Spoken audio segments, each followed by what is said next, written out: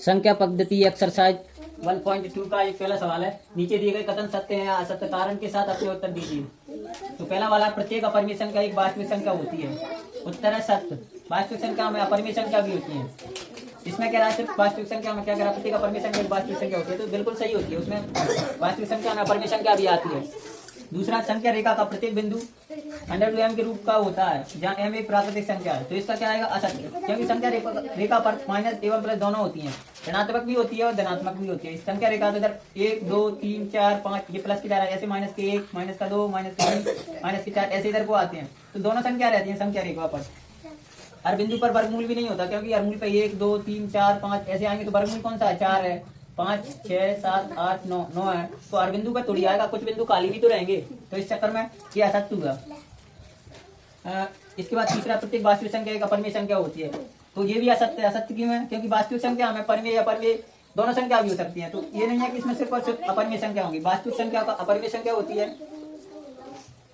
प्रत्येक वास्तविक संख्या एक अपरिमेय संख्या होती है, ऐसा कुछ नहीं है। वास्तविक संख्या में परिमेय भी हो सकती है, अपरिमेय भी हो सकती है, इसलिए ऋणात्मक धनात्मक भाज्यवाद दोनों संख्या हो सकती है, इसलिए ये असत्य हुआ और ये भी असत्य है और सत्य हुआ। ठीक है, तो क्वेश्चन नंबर पहला कंप्लीट होता है आज एक्सरसाइज 1.2 का।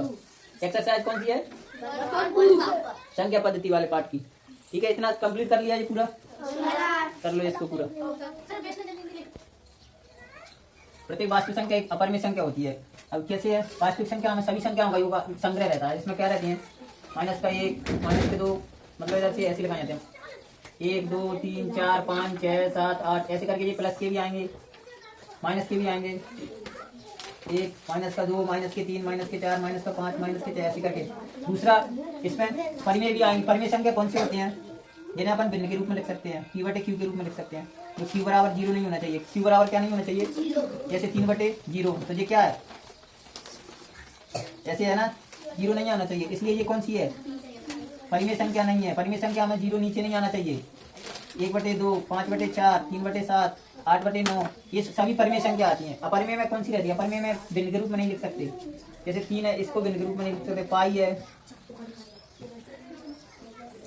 √3 √5 ऐसी संख्याओं पर। अब दूसरा है, संख्या रेखा का प्रत्येक बिंदु √m के रूप का होता है, जहाँ m एक प्राकृतिक संख्या।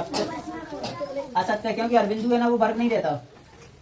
संख्या रेखा है पूरी, इस पर 1 2 3 4 5, तो वर्ग कौन सा रहता है, जैसे 2 × 2 = 4, ये वर्गमूल है, तो 4 एक बार आया।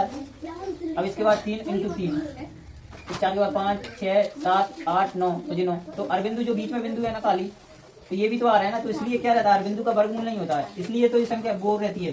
जो संख्या रेखा का प्रत्येक बिंदु m के रूप में होता है, जहाँ m एक प्राकृतिक संख्या है। रेखा पर माइनस भी हो जाते हैं, प्लस भी हो जाते हैं, इसलिए ये संभव नहीं है कि वही हो हर बिंदु पर।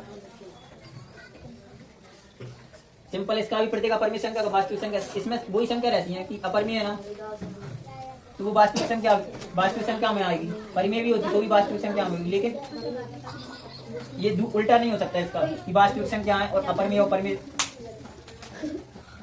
दोनों हो सकती हैं। ठीक है, अगर वास्तविक संख्या है ना, तो परिमेय भी हो सकती है, अपरिमेय भी हो सकती है, ऋणात्मक धनात्मक सभी हो सकती है।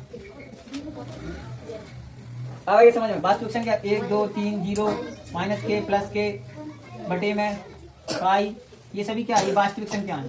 तो इनमें कौन सी अपरिमेय संख्या है कि नहीं है, अपरिमेय संख्या है, तो राइट है। ठीक है,